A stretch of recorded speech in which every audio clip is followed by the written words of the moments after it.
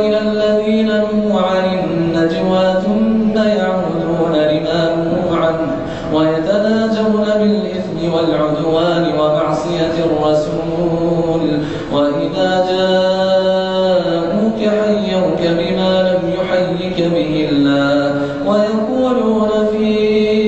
أنفسهم لولا يعذبنا الله بما نقول حسبهم جهنم يصلونها فبئس المصير. يا أيها الذين آمنوا إذا تناجيتم فلا تتناجوا بالإثم والعدوان ومعصية الرسول وتناجوا بالبر والتقوى واتقوا الله الذي إليه تحشرون.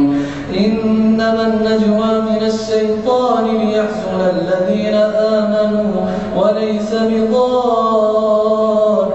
شيئا إلا بإذن الله وعلى الله فليتوكل المؤمنون. يا